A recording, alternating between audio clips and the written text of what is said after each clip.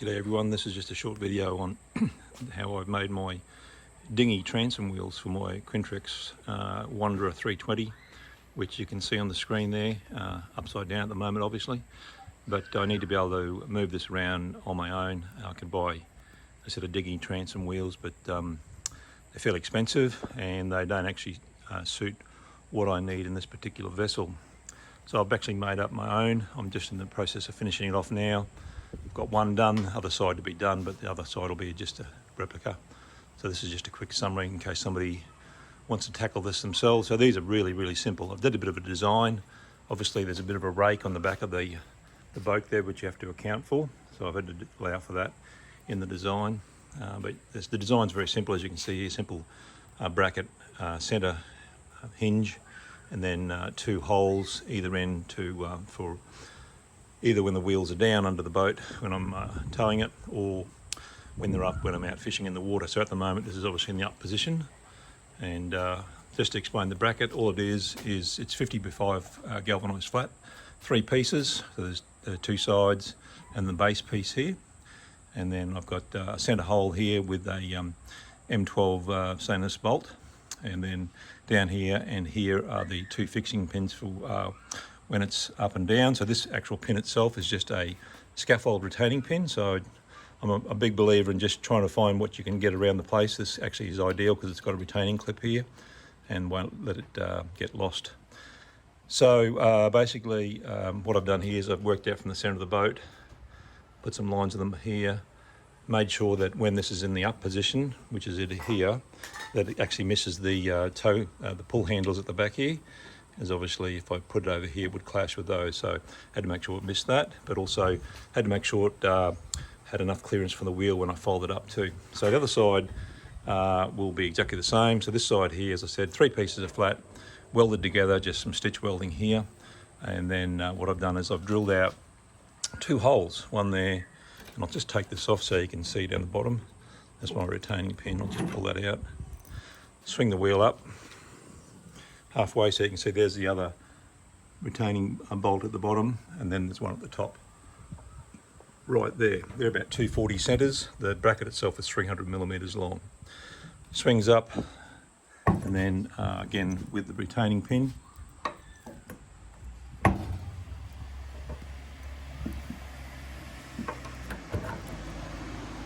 just slides into place. And these have got a great little clip on them, so you just roll it over like that, put your thumb on it, and it just clicks into position. So that's how it'll carry, that's how I actually store it with the wheels on it. But I have designed this bracket to come off, so I'll take it off in a second to show you. But basically that's the wheel down. I've allowed 50mm clearance under the boat.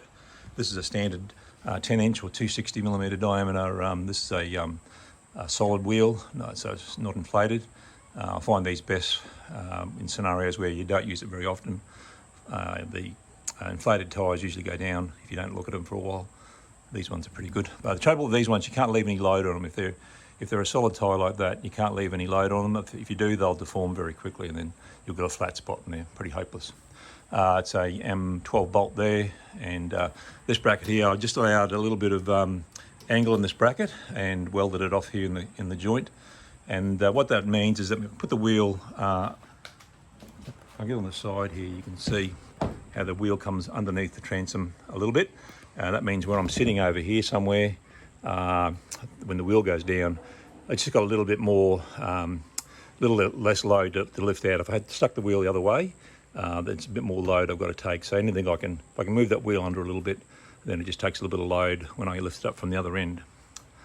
Okay, so just to finish off with then, so that's pretty much it. Obviously it's all galvanised, and then I've hit it with a couple of coats of enamel just to give it a bit more protection. But what I've designed it to do is to come off.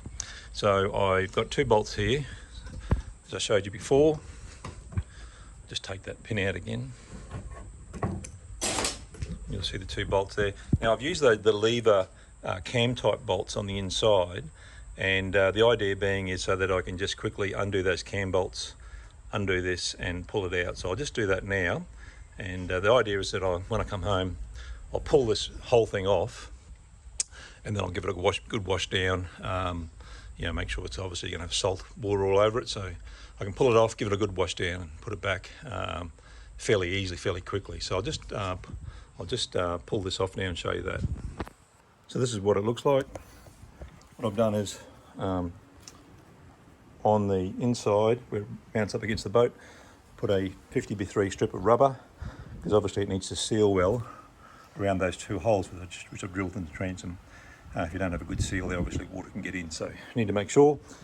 Nice bit of 50x3, glued that down with just some nice thin double-sided tape, strong double-sided tape. That won't move. So in terms of the actual clamp itself, I'll just put this on the ground and I'll show it to you. So these are just those cam bolts. Now I have a recess there where they've pressed the back of the transom to give a bit of strength to that flat panel. They used to press it with a straight crease years ago, but these days they, as you can see, they punched a sort of a oval shape punch in there to give it a bit of rigidity, and there's about a 5mm recess. So I've got to how to accommodate that from the inside, because I've obviously got 5 mils pressing out on the inside. And how did I get around that? All I did was I got a bit of 40x40 by 1.6 RHS. And what I've done here, as you can see, is I've cut in a recess to go, so when on the inside, that'll make sure that it misses that that surface there with that punched in there. So all these are these cam bolts. Very simple. I got once again got these online. You can see one there, and they're 40mm long. So I've had to use that adapter there to make sure that I get the thread in the right position. They simply go in through here, and then obviously through the boat hull transom, and then they'll pop through there. That's what it looks like. And then obviously I've got the nut here, which I'll do up on the inside. So that's it. It's pretty straightforward, not too complex at all, but it's these cam bolts are great because you can just take them off really quickly, and that's the idea behind it. So that's the plan, is to finish off the last one exactly the same as that on the other side there, and then I'll be ready to go. So hopefully that'll help anybody who's thinking about knocking one of these up. I reckon the whole cost of the whole thing all up, the reels are only about $10 or $15 each. The steel wasn't much, might have been $20, $30 for the bit of steel and just my labour. So yeah, compared to what you pay from new, that was very cheap. And obviously I've got it bespoke and made exactly to my particular needs on this little dinghy. All right, thanks for your time today.